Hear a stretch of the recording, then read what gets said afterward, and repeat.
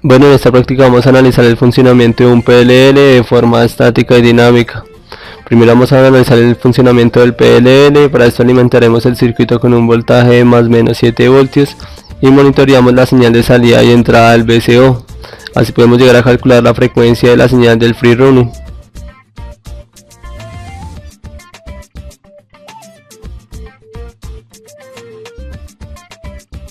Como ya tenemos la frecuencia del free running, aplicamos esta misma frecuencia en la entrada del VCO mediante el generador de señal de onda cuadrada, y así queda la señal en el rango de captura. Como podemos observar en el osciloscopio, las dos señales están en 61,7 kHz y las dos están transmitiendo de forma perfecta.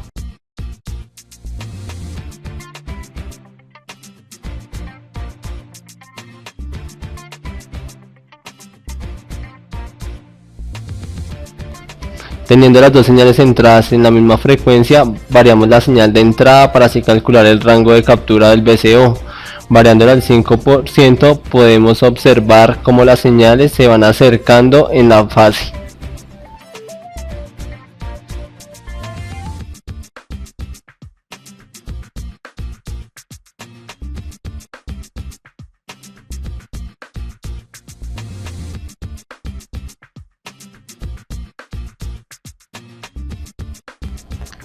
Ahora aumentaremos en un 10% la señal de entrada del VCO en comparación con la señal del free running, para tratar de que las dos señales se acerquen en fase y así observar qué pasa si estas dos llegan a estar en la misma fase.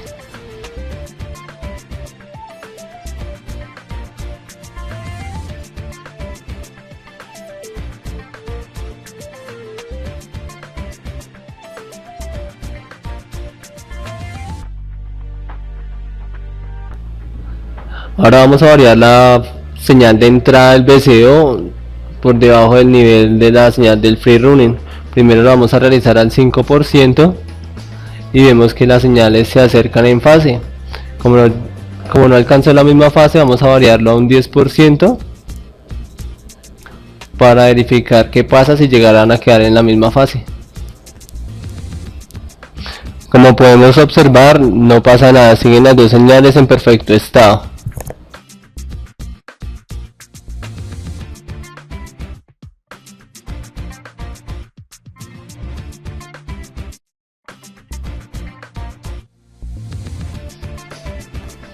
Como no se encontró el rango de enganche al aumentarlo al 5 y al 10%, lo vamos a aumentar la frecuencia de entrada del VCO hasta que se pierda la señal de salida.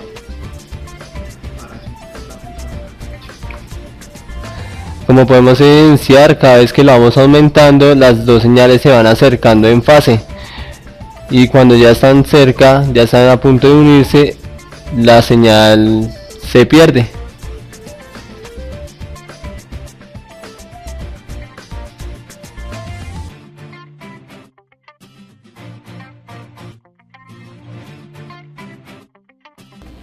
Ahora hacemos lo mismo, pero decrementando la frecuencia de la señal de entrada al VCO para calcular de nuevo el rango de enganche del VCO.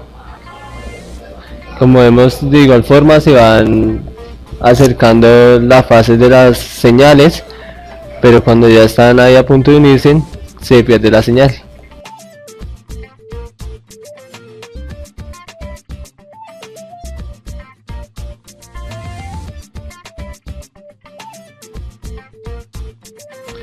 Como ya tenemos las frecuencias del rango de captura, vamos a hallar las frecuencias del rango de enganche para las frecuencias bajas y altas.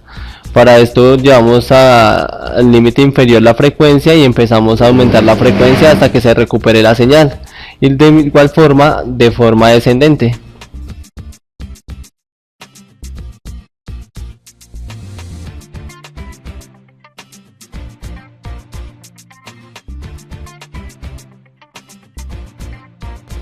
Ahora vamos a ajustar el generador de señales para que nos ejecute de forma automática los cambios de frecuencia. Vamos a ajustar la señal de frecuencia baja y la frecuencia alta y el tiempo de ejecución. En este momento vemos cómo va cambiando la señal de forma automática en su frecuencia y dónde se recupera y dónde se pierde la señal. Ahí podemos capturar los tiempos de enganche y de captura.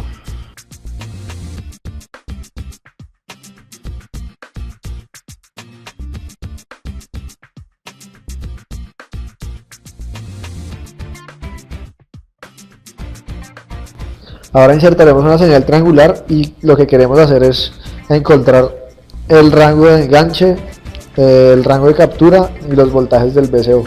Para esto vamos a utilizar el método del trapecio. Como podemos observar, donde se va bajando en la pendiente del trapecio donde se unen, hay un punto de corte y ese es el rango de captura. Las dos líneas horizontales son los voltajes del VCO.